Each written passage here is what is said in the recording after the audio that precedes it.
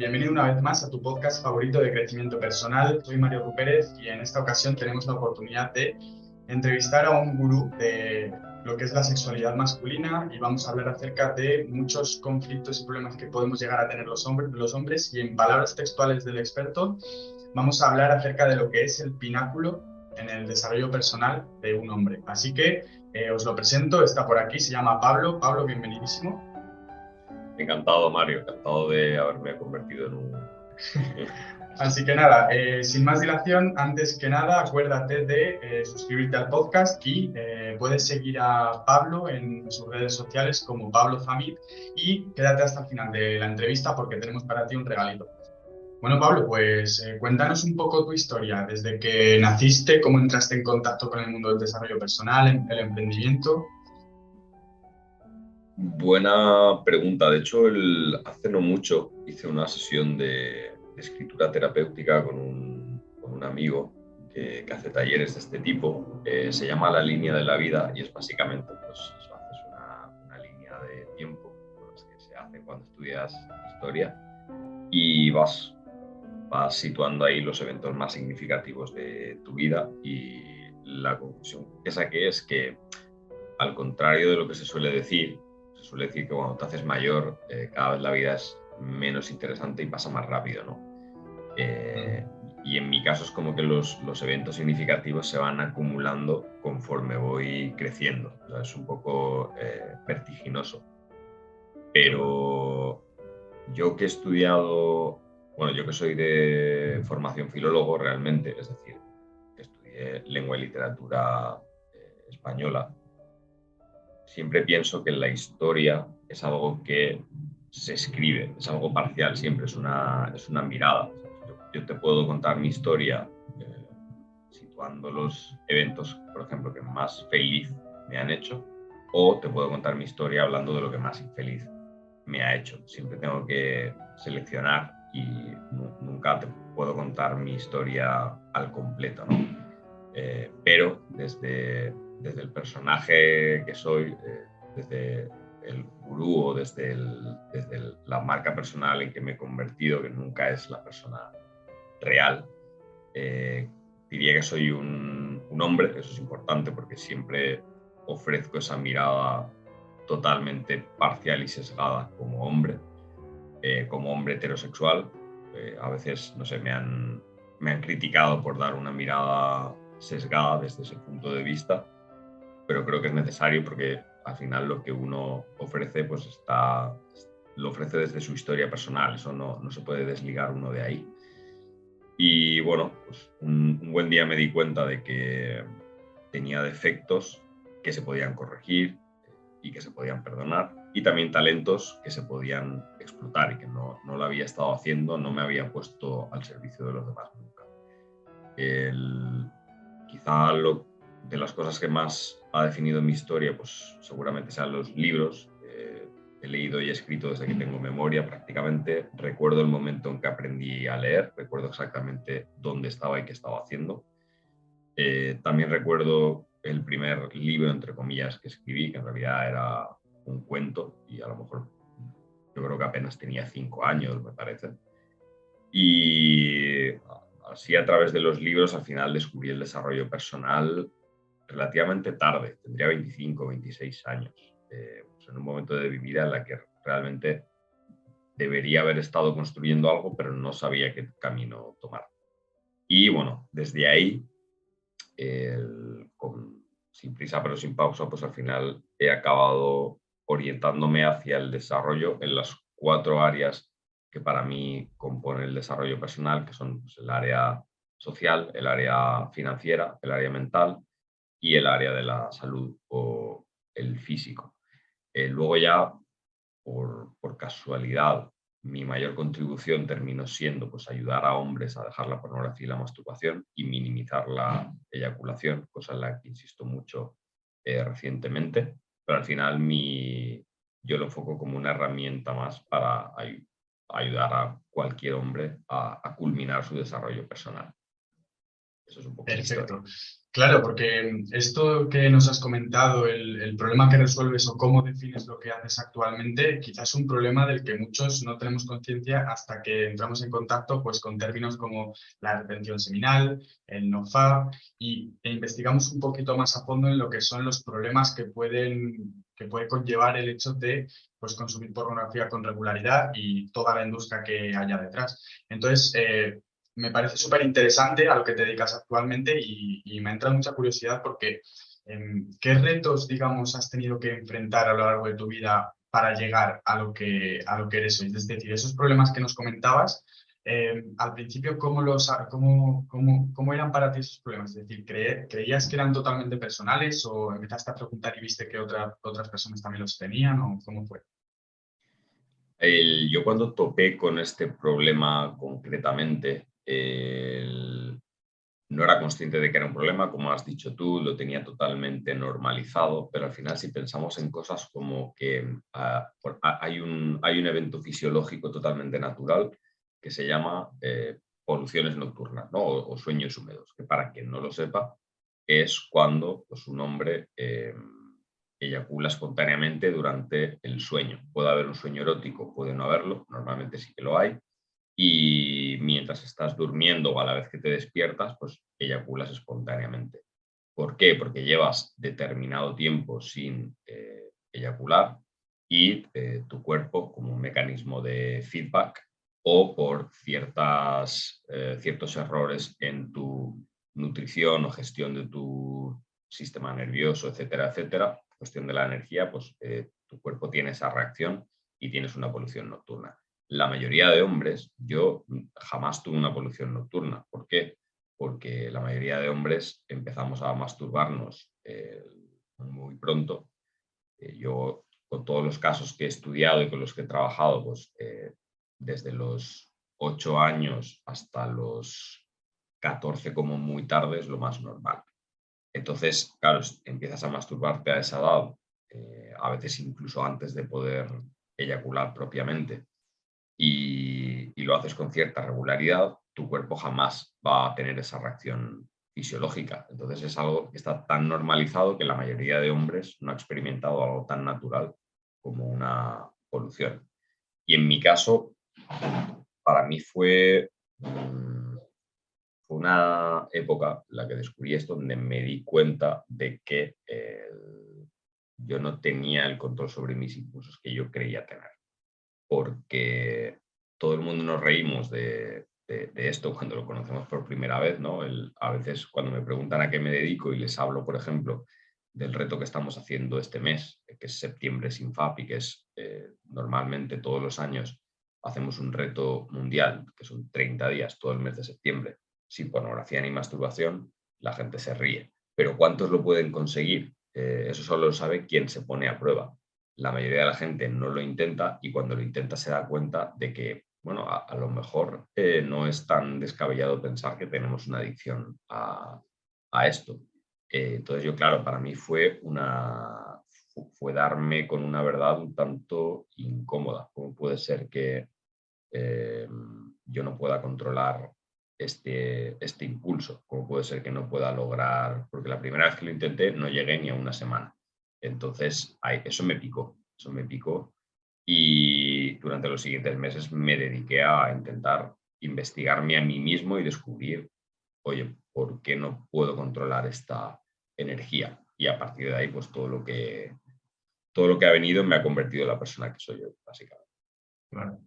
Claro, es que esto del reto, al final, si nos remitimos a términos evolutivos y demás, nos podemos dar cuenta de que el ser humano, pues en la gran mayoría de decisiones que tomamos en nuestro día a día, forman parte de lo que es nuestro sistema límbico, es decir, tomamos decisiones basándonos en las emociones. Entonces, es muy fácil caer, es decir, al igual que cuando, por ejemplo, tienes dulces en la despensa o en la nevera y es muy fácil caer en ello porque al final acabas tomando una decisión emocional. Por tanto, de ahí la dificultad del reto que yo veo es esa capacidad de controlar las emociones, de controlar tu instinto más animal, porque al final es eso. Pues eso, desde la razón, pues digamos que percibir todos los beneficios que puede llegar a tener esta práctica del NoFap, sobre todo por lo que comentabas, de que si empezamos a partir de los 10 años, 8, y lo normalizamos, pues evidentemente no experimentamos lo que son los beneficios de no llevar a cabo esa práctica, ¿no?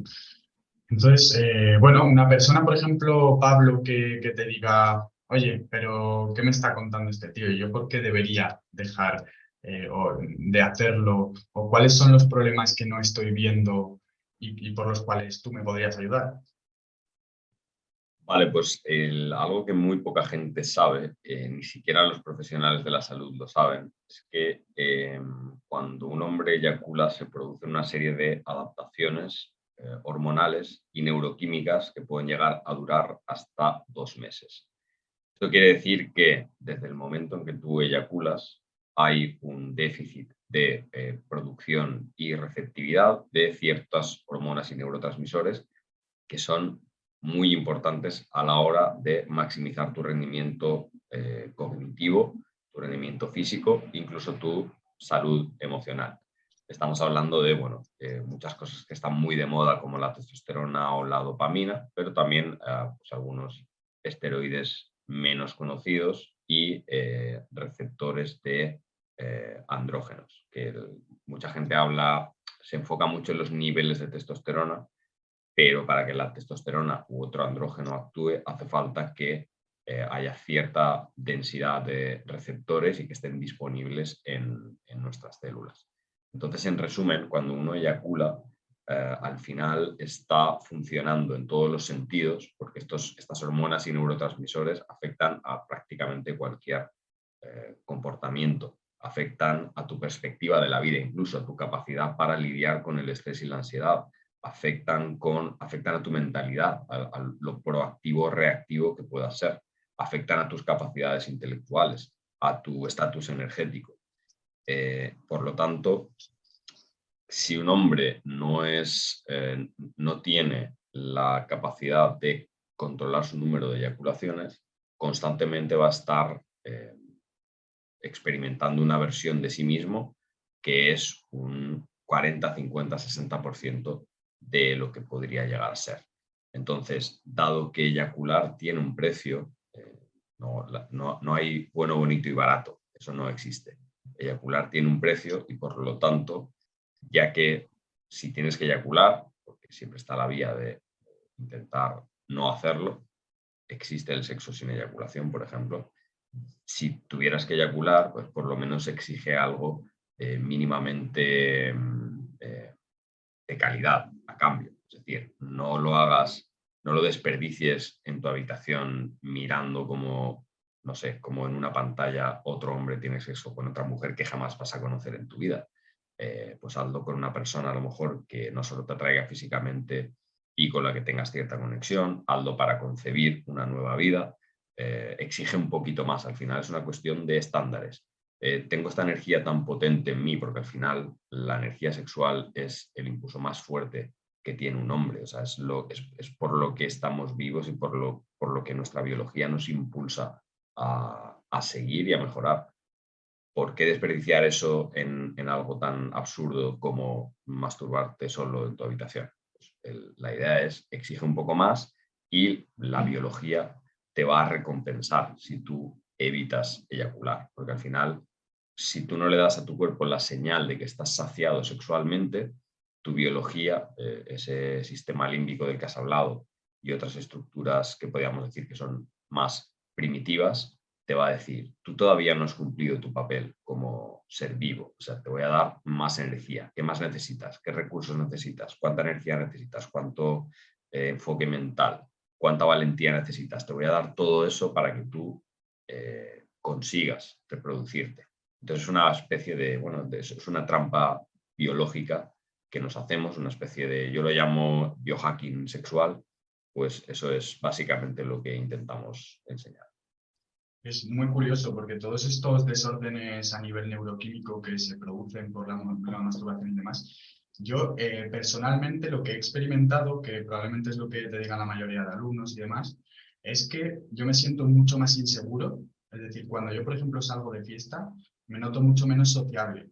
noto como que se me entrecorta la voz, como que tengo tics, como que mucho más inseguro que cuando, por ejemplo, pues estoy una semana, dos sin hacerlo. Porque vi además un estudio que es de China, me parece, que hablaba de que teníamos picos de testosterona, ¿no? A cada 8 días me parece que eran, pero picos que evidentemente no, en los que no llegas a notar todos los beneficios a largo plazo del NoFap y demás. ¿Por qué se produce esta falta de seguridad, esta falta de confianza que nos impide socializar y demás? Puede ser por varios motivos. De hecho, bueno, en la literatura científica, cuando uno se interesa mínimamente por investigar esto de manera seria, como he intentado hacer en el libro que estoy por publicar, hay dos motivos principales por los que tantos hombres han tenido la misma experiencia que tú. Cuando uno, por ejemplo, está socializando después de, no sé, de masturbarse frecuentemente durante meses o semanas, en comparación con, digamos, 30 días de retención seminal, las diferencias son notables. O sea, son tan notables que seguramente alguien te llame la atención sobre ello, ¿no? Los sospechosos seguramente sean, como he dicho antes, la testosterona y la dopamina. De hecho, para aportar un poco de respaldo científico y que la gente no piense que esto es bueno, como se hace en YouTube, ¿no? Que se habla de que hay un estudio científico y luego nadie sabe lo que dicen ni dónde está ese estudio. Hay un informe con un experimento que se hizo dando un antagonista de la dopamina a un sujeto. Se le tuvo retenido en una habitación durante, creo que fueron 48 horas. Se le dio un antagonista de la dopamina, es decir, que esa persona estuvo durante bueno, un periodo largo de tiempo con niveles de dopamina muy, muy bajos. Y cuando tú lees ese informe y ves los síntomas que experimenta esa persona, te das cuenta de que muchos de ellos son exactamente, coinciden con lo que has dicho tú, por ejemplo. Y coinciden con la experiencia de muchos hombres cuando intentan dejar la pornografía y la masturbación por primera vez. Es una especie de síndrome de abstinencia, no diría agudo, porque obviamente pues hay síndromes de abstinencia de ciertas sustancias que te pueden matar, pero sí que son síntomas negativos que lo que indican es que hay una desregulación en el funcionamiento de ciertas hormonas y neurotransmisores que antes de que se corrija, pues te va a hacer pasar seguramente unos malos días. Generalmente los 2 primeros días son los donde se concentran los síntomas más agudos. Efectivamente, en el 7.º día de media hay un pico de testosterona bastante importante. La testosterona y la dopamina suelen interactuar de manera positiva, con lo cual es muy probable que el 7.º día te sientas bastante bien. Luego ese primer pico se termina corrigiendo y luego vuelve a haber un aumento de la testosterona que por lo que sabemos hasta ahora se ha medido a los 21 días y también a las 8 semanas. Es decir, el primer pico de los 7 días primero se corrige, pero luego vuelve a haber un aumento progresivo. Y a la vez hay una serie de bueno, las neuronas que principalmente se encargan de producir dopamina en tu cerebro, dejan de producirla tras la saciedad sexual. Por eso no es lo mismo si has recaído, o sea, si has intentado dejar la masturbación pero no lo has conseguido por algún motivo, es importante que solo lo hagas una vez, que no hagas un maratón de pornografía, porque pues, la saciedad sexual disminuye la capacidad de producción de dopamina de esas neuronas y eso va a durar unos 14-15 días, que es también el mismo tiempo que tus niveles de prolactina van a estar también ligeramente elevados, con todo lo que eso implica para pues, la moderación de tu libido, por ejemplo, disminución de niveles y acción de la dopamina. Entonces, todo eso que tú describes, que es la experiencia de tantos hombres, en realidad en la literatura científica está bastante bien descrito. Uh-huh. Perfecto. ¿Vale? Y a nivel fisiológico, Pablo, ¿qué beneficios podemos experimentar de forma notable cuando ponemos en práctica el NoFap durante un periodo quizá de, no sé, 15, 30 días, por ejemplo, como es el reto de septiembre? ¿Qué beneficios fisiológicos podemos notar? Bueno, a los 15-30 días, aunque digamos que no es el periodo de tiempo en el que se van a acumular todos los beneficios posibles, pero ya es una cifra seria. Con todas las regulaciones que se puedan dar en 2-4 semanas, probablemente lo que estés notando es un aumento de tu energía, tanto a nivel físico como a nivel cognitivo. De hecho, más concretamente, se suele experimentar pues, una mayor capacidad de comprensión, facilidades para el aprendizaje, mayor fluidez a la hora de expresarte. A nivel físico estamos hablando de no solamente que, por ejemplo, si tú entrenas vas a tener más energía, o incluso si tienes bajones de energía durante el día, seguramente se reduzcan, sino que es muy común, por ejemplo, necesitar menos tiempo de sueño y que el sueño sea de mayor calidad.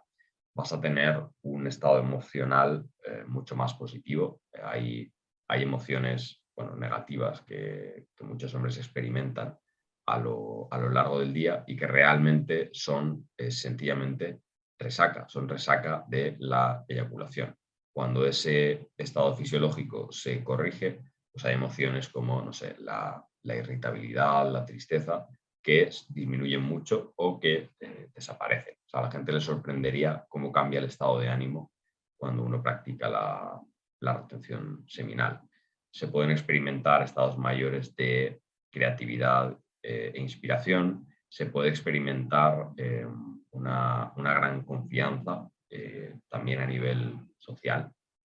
Digamos que lo contrario de esto sería la ansiedad social, ¿no? La dificultad para relacionarte correctamente con personas desconocidas. Bueno, todo esto se corrige e incluso se genera un gran magnetismo. O sea, todos hemos tenido ambas experiencias de conocer a alguien y empezar con buen pie o empezar con mal pie, ¿no? Es esa primera impresión que uno no sabe muchas veces de dónde viene. Pues este magnetismo del que hablamos lo que hace es que tengas mucha facilidad para conectar rápidamente con personas, tanto con hombres como con mujeres.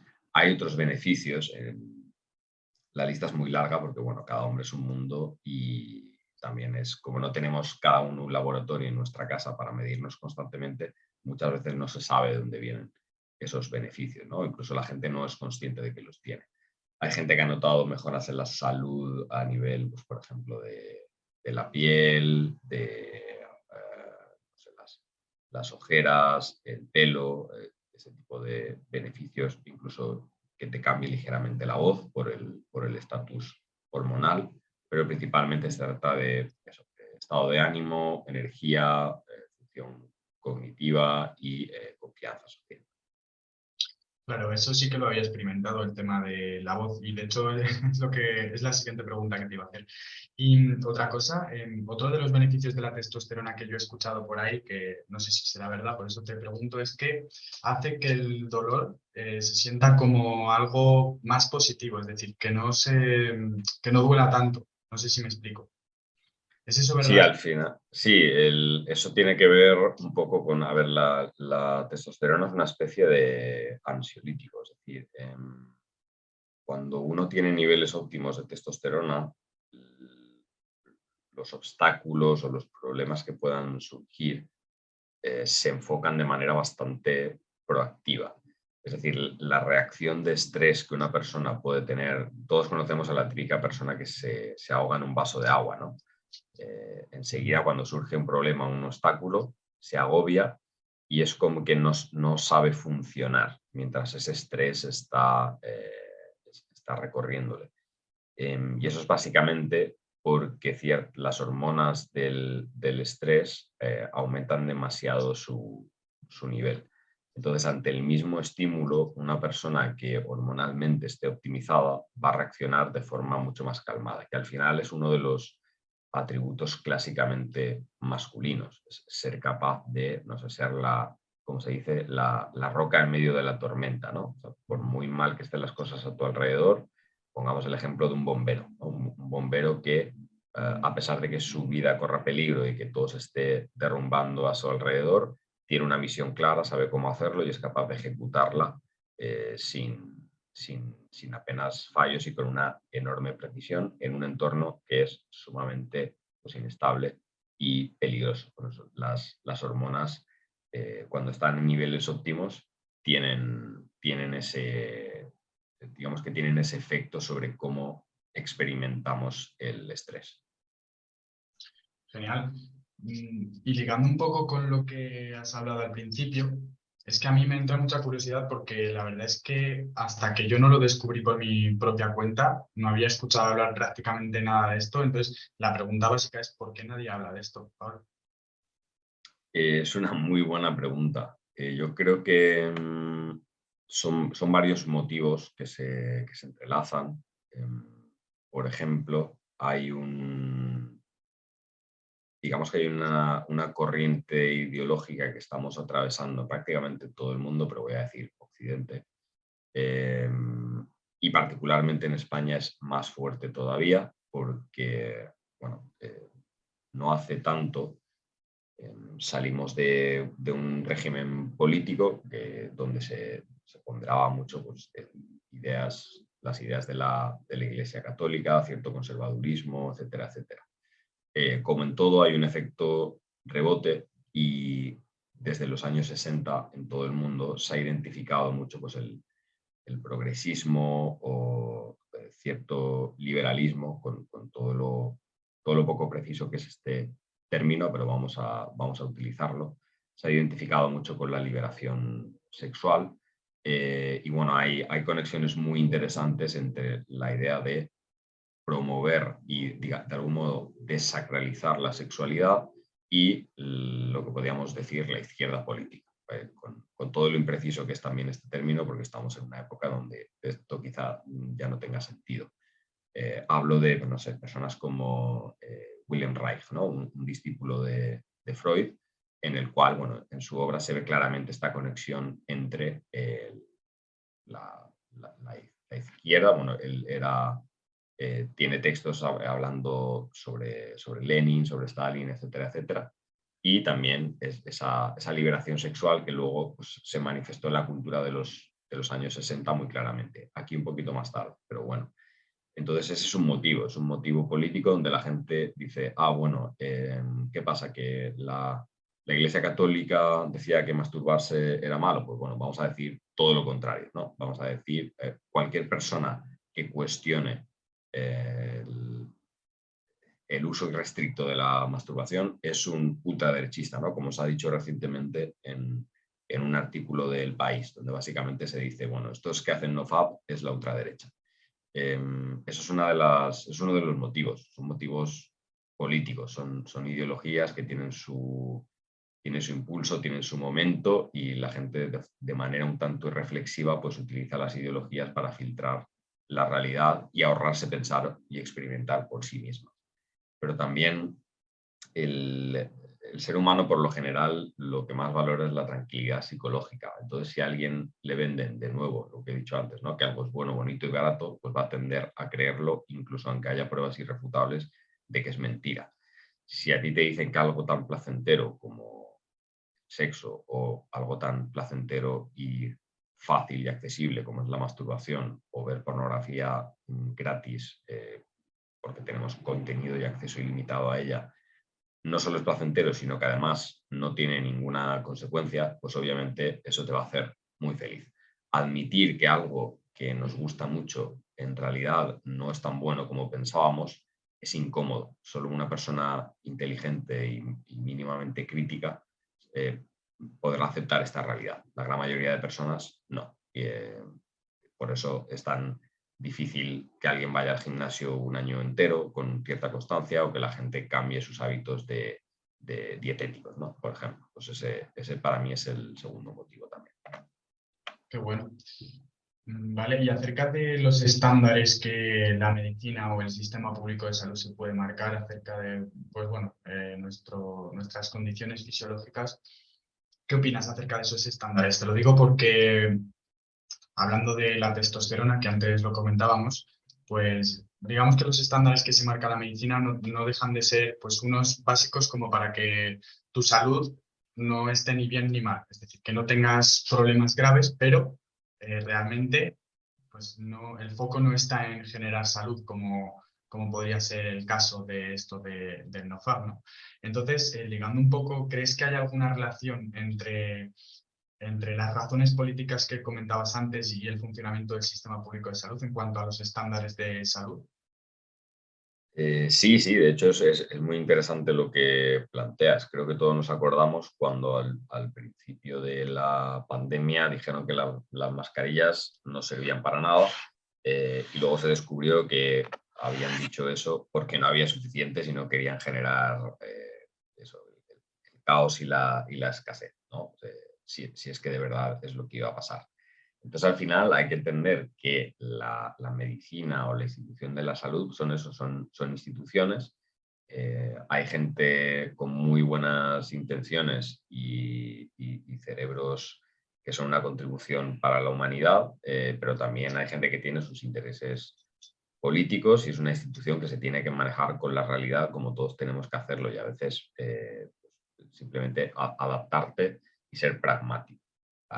Es que es muy interesante lo que has planteado porque, por ejemplo, a nivel nutricional, pues, está lo que se llama la cantidad diaria recomendada de ciertos micronutrientes, ¿no? Por ejemplo, si no me equivoco, la vitamina C son 50 miligramos. Eh, que nadie me haga caso porque lo estoy diciendo de memoria, pero claro, la cantidad diaria recomendada no es la cantidad óptima. Entonces, cuando uno sigue esas directrices dietéticas, lo que está haciendo no es optimizar su salud, lo que está haciendo básicamente sobrevivir digamos, en un estado mediocre de salud, pero que no te genera ninguna enfermedad.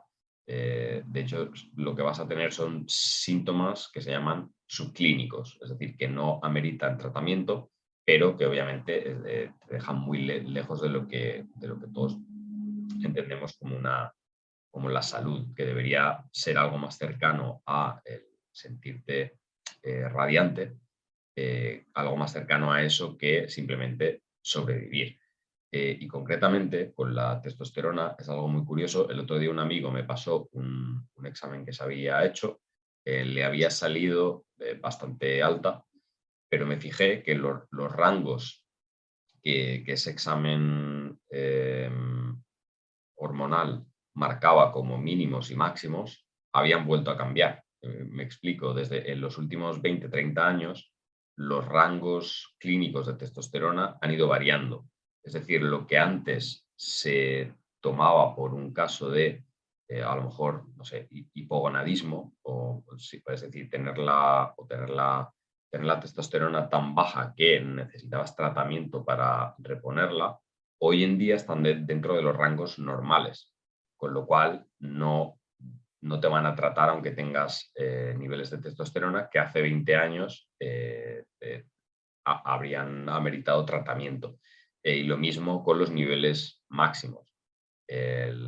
Probablemente si tienes niveles de, no sé, 1100, 1200, a lo mejor hace 30, 40 años simplemente habrías estado en el rango alto, pero a lo mejor hoy en día un médico que haya estudiado dentro de estos parámetros piensa que es demasiado alta y a lo mejor te tiene que dar algo para reducirla. Entonces, poco a poco, la medicina de algún modo, para no colapsar, porque imagínate, si a todos los hombres que dan niveles bajos de testosterona, que hace 20-30 años eran muy bajos, les tienen que dar algo para reponerlo, al final eso puede cambiar radicalmente el panorama de la terapia de reemplazo hormonal, por ejemplo. Cosa que con las mujeres parece que no hay ningún reparo en hacer porque se recetan y se dan anticonceptivos como si fuesen caramelos. Sin embargo, los hombres todavía tenemos un poco de prurito con el hecho de utilizar hormonas exógenas. Entonces, eso es un poco como lo veo yo. Vale, o sea que en resumen, Pablo, los estándares cuando nosotros vamos al médico a hacernos una analítica y nos dice que tenemos las hormonas bien, probablemente la tengamos pues bajo mínimos, ¿no? Como quien dice. Sí, eso es muy común, que los niveles que se consideran normales o dentro de rango hoy en día, hace 20 o 30 años, te habrían hecho candidato para un tratamiento de reemplazo hormonal. Así que ya sabéis todos, haceros una analítica hormonal.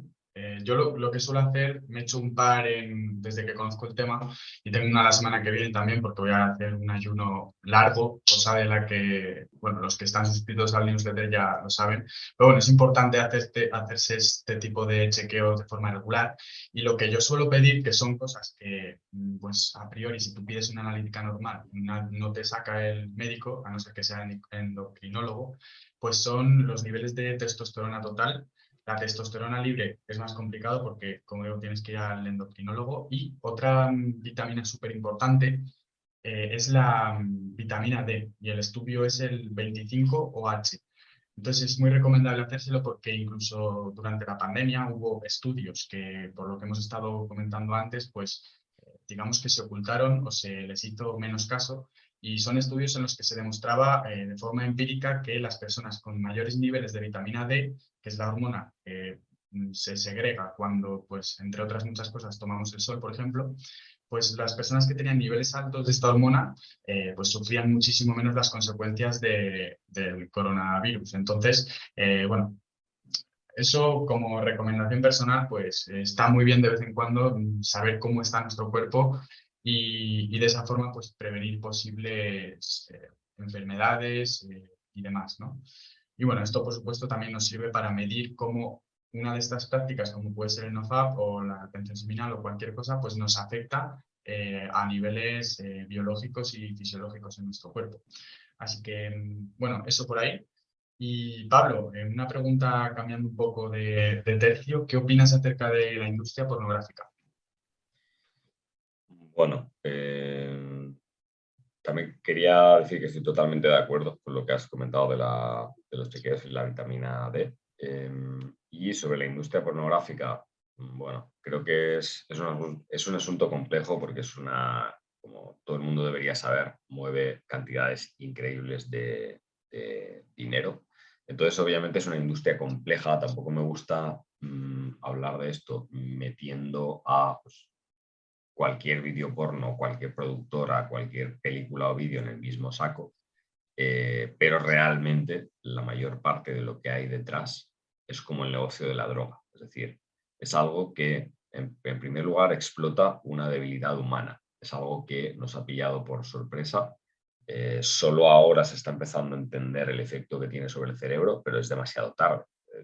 Desde el momento en que todo el mundo tiene un teléfono en el bolsillo y acceso irrestricto a todo tipo de material que es principalmente gratuito. Gratuito entre comillas, porque al final las páginas monetizan por publicidad, por visitas. Entonces, bueno, cuando tú ves un vídeo, aunque te parezca que ese vídeo pueda llegar a ser, no sé, respetuoso con los, los derechos de la mujer o ofrecer una visión saludable de la sexualidad, ese dinero también está yendo a, pues, a lo mejor mafias que trafican con personas o mafias que graban violaciones o que abusan de menores, ¿no? Por ejemplo. Nunca se sabe dónde va el dinero que genera tu tiempo y tu atención, nunca sabes a dónde va con esta industria. Y además es una industria que solo empeora el mundo. Es decir, a mí no se me ocurre se me ocurren muy pocos motivos por los que podríamos decir que la industria del porno hace el mundo mejor. Realmente solo lo empeora, genera toda una serie de crímenes de los que bueno, se nos haría un nudo en la garganta hablando de ellos. Así que comento, siempre hago referencia a un podcast donde bueno, responsables de ciertas agencias de seguridad de Estados Unidos dijeron que bueno, no iban a poder perseguir casos de pornografía infantil donde aparecían niños mayores de 6 años porque estaban demasiado ocupados persiguiendo a los autores de pornografía infantil donde aparecían niños menores de 6 años. Es decir, este es un poco el panorama de de lo que hay. Y de nuevo, cuando uno entra en ese tipo de páginas, no sabes dónde va tu dinero. Entonces, simplemente por eso, por no meternos ya con cómo se trata sobre todo a las actrices en general. Normalmente solo se habla de las actrices como si fuese un paraíso para los actores, que también tienen sus problemas, pero obviamente con los casos de malos tratos en general, por no entrar en detalles con las actrices, por no hablar directamente de violaciones, quiero decir, están a la orden del día. Es imposible para las páginas que todo el mundo pueda tener en mente eliminar el material que es producto de violaciones. Primero, porque es demasiado numeroso. Segundo, porque automáticamente en cuanto las páginas lo borran, pues alguien lo ha copiado y lo vuelve a subir, y eso es imposible de controlar. Entonces, creo que es una industria que, bueno, aunque a la gente no le gusta hablar en estos términos, es una industria diabólica. Marca el cerebro de personas cuando más débiles son, los marca para toda la vida, porque cuando tu cerebro recibe un superestímulo, de alguna forma queda traumatizado. Va a ser una referencia para siempre. Entonces, cuando una persona, que estamos hablando de que los niños hoy en día ya pueden estar expuestos a pornografía con 8 años, cuando un cerebro de 8 años se expone a ese tipo de material, va a marcar su sexualidad para siempre. Con lo cual es un problema que es tan grande que decidimos ignorarlo directamente, porque la solución sería tan radical e inabarcable que lo mejor es hacerse el muerto y esperar que pase lo mejor, porque la verdad es que es un asunto grave. Totalmente. Claro, al final estamos hablando de que es una respuesta a una de las necesidades biológicas más primarias, que es la de reproducción, ¿no?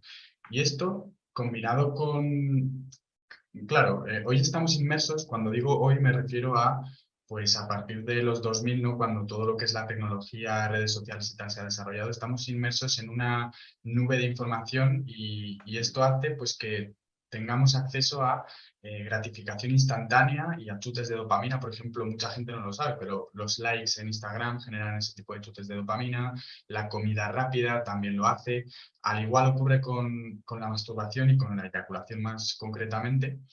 Y, y bueno, Pablo, si nos puedes dar unas pinceladas, ¿qué efectos en el cerebro crees que puede tener esto de la pornografía en el largo plazo?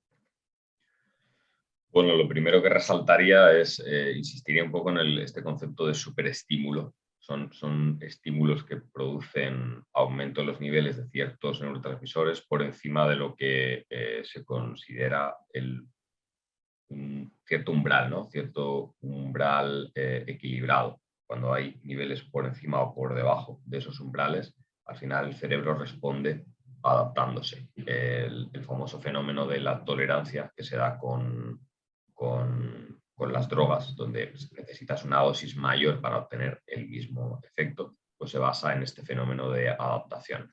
Bueno, este mismo fenómeno se produce con la exposición a pornografía porque es, como has dicho, uno de los mayores estimulantes de la dopamina.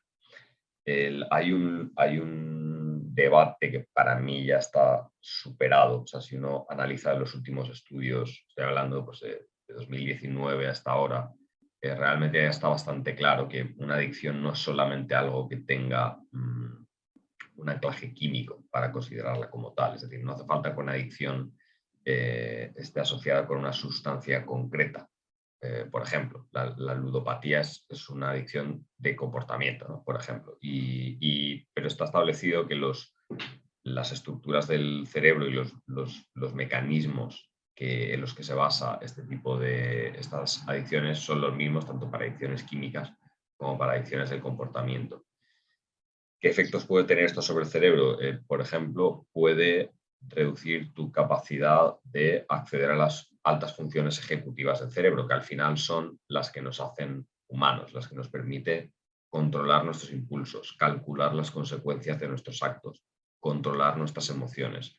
Todo eso se ve ampliamente disminuido en función de cuánto incurras en este tipo de comportamientos. De hecho, si uno piensa en no sé, el prototipo, el arquetipo de la persona adicta, pues son personas cuyo estado emocional de base es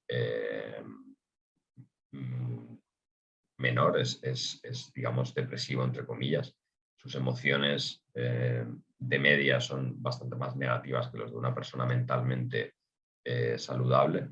Esto se ha observado también con personas que consumen pornografía de manera problemática, es decir, de nuevo, hablamos de los mismos mecanismos y hablamos de personas impulsivas que no son capaces de calcular las consecuencias de sus actos, o incluso aunque las calculen, no son capaces de controlar sus impulsos.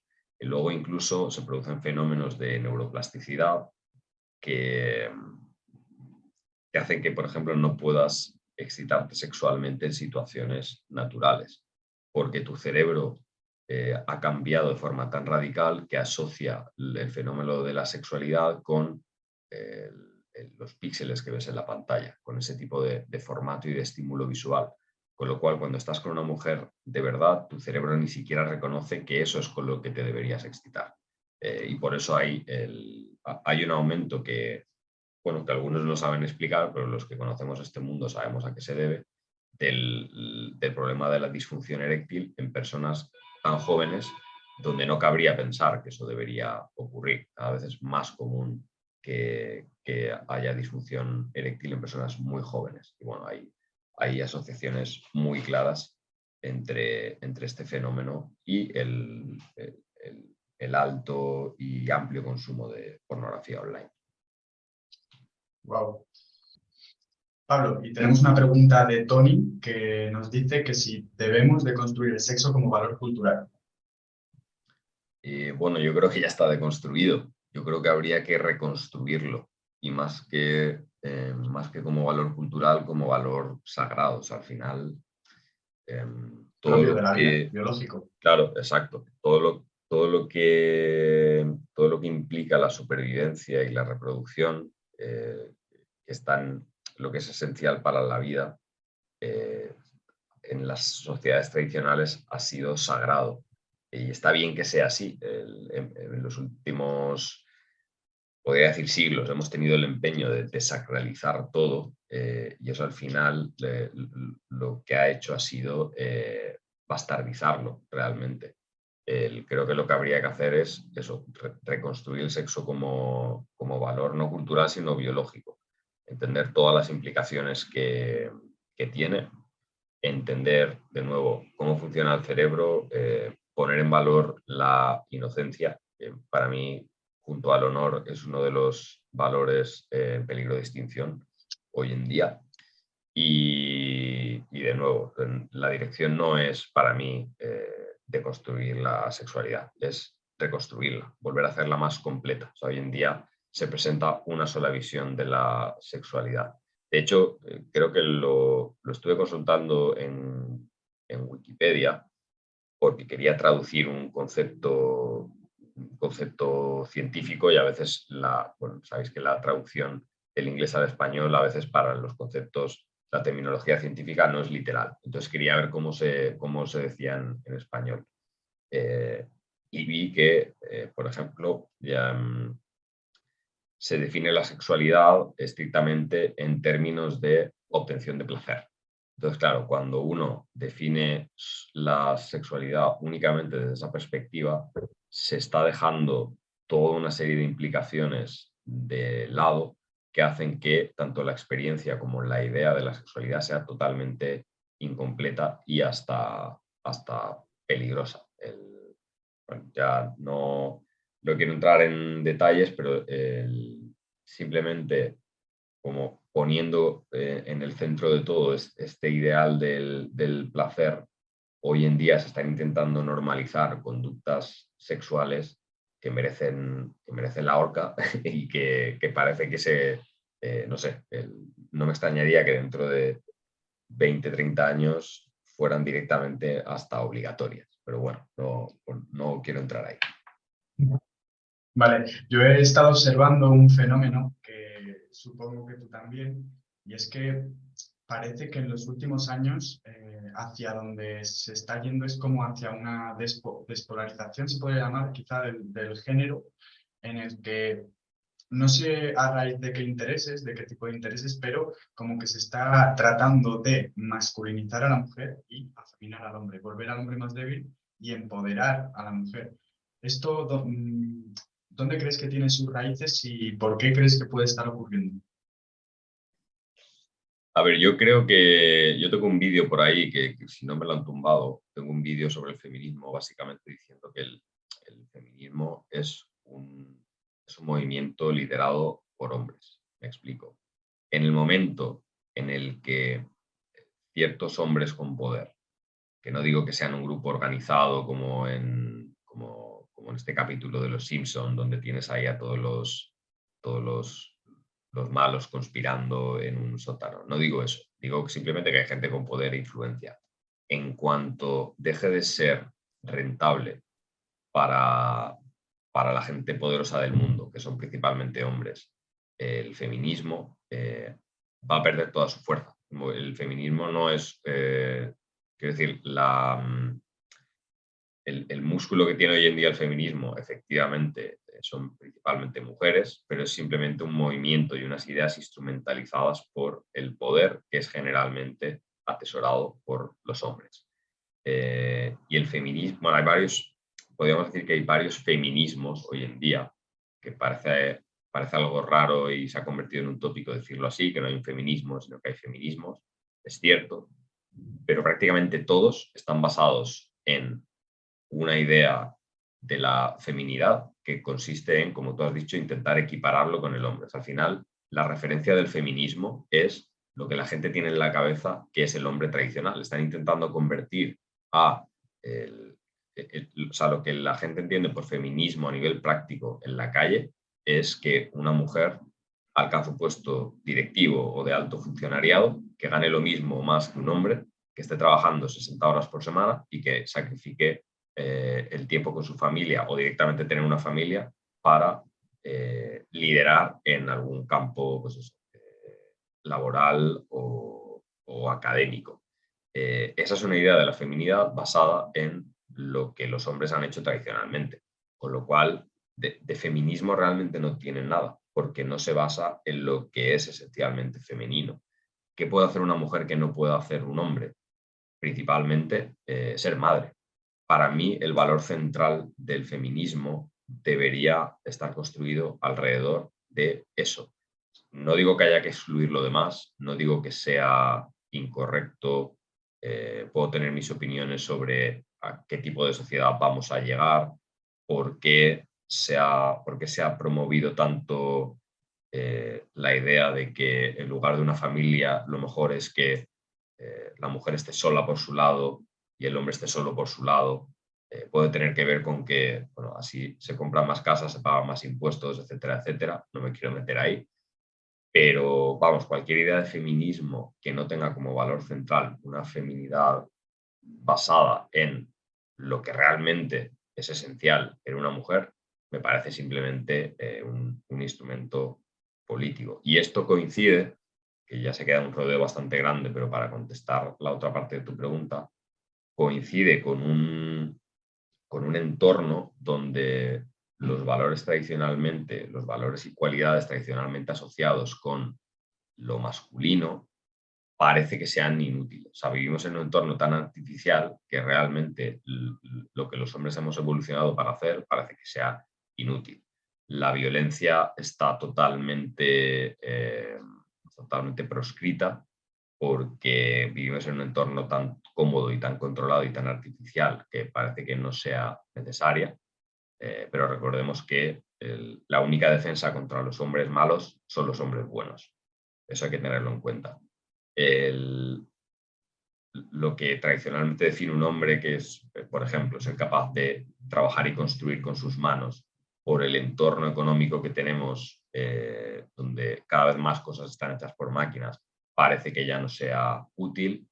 Y como tenemos estados paternalistas, hay muchas funciones y valores masculinos que parece que ya no sean necesarios. Y además esto se ha juntado con un entorno químico totalmente venenoso para la masculinidad, que consiste en que se han desarrollado una infinidad de compuestos químicos que son disruptores endocrinos para el hombre, que son imposibles de controlar porque el ritmo al que se expanden es mucho mayor que la capacidad que tiene cualquier organismo nacional o supranacional para regularlos y prohibirlos. Con lo cual, aunque se den cuenta de que determinado disruptor endocrino que lleva 30 años en circulación y que más del 50% de los hombres tienen en sangre, aunque eso se prohíba, ya se han generado 4, 5 o 10 o 20 nuevos compuestos de los que solo tendremos constancia pues, dentro de 10 o 20 años cuando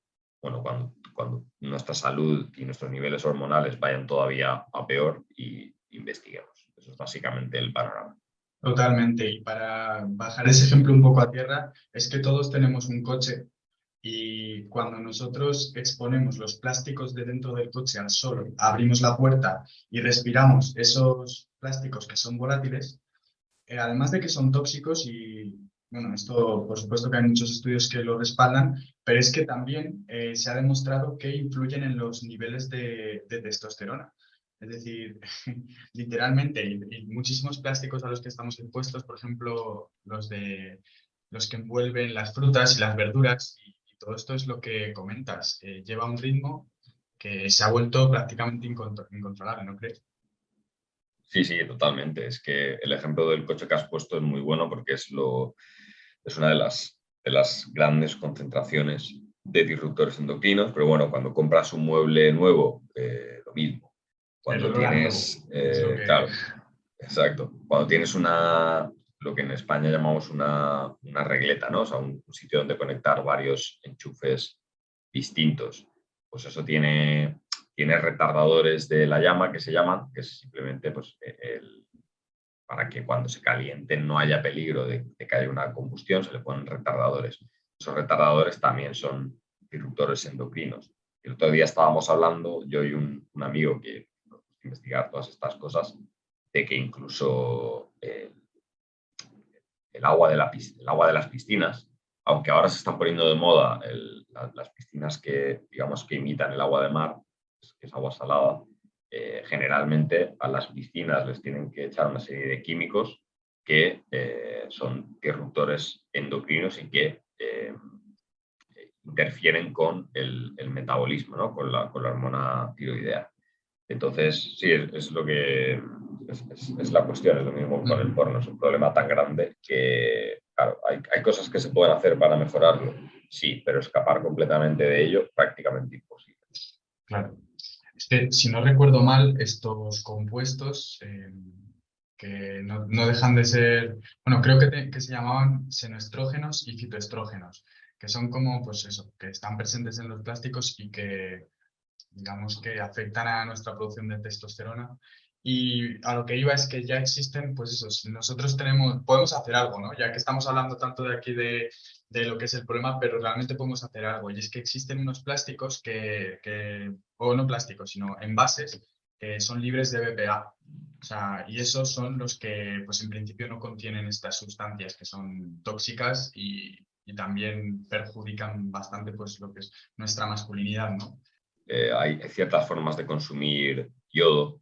Digamos que el yodo pertenece a un grupo de elementos que compiten entre sí en el cuerpo. Entonces, cuando uno está expuesto a este tipo de disruptores, pues a veces el yodo es desplazado en el cuerpo y bueno, reponerlo ayuda mucho. Y la sauna, por lo que yo sé, es el método más efectivo para deshacerse de estas sustancias que, por otro lado, se acumulan principalmente en el tejido adiposo. Por lo cual todos tenemos ahí pues, una especie de almacén de disruptores endocrinos y, por lo que yo sé, la manera más efectiva de deshacerse de los que ya has acumulado es la sauna.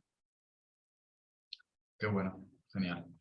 Vale, Pablo, y ahora, todo lo que hemos hablado me encanta, ¿no? Entonces yo me pongo en la piel del oyente y te diría, oye Pablo, yo quiero conocer realmente los beneficios de todo esto que has comentado, el NoFap y demás. ¿Cómo puedo empezar y cómo puedo seguir en contacto contigo?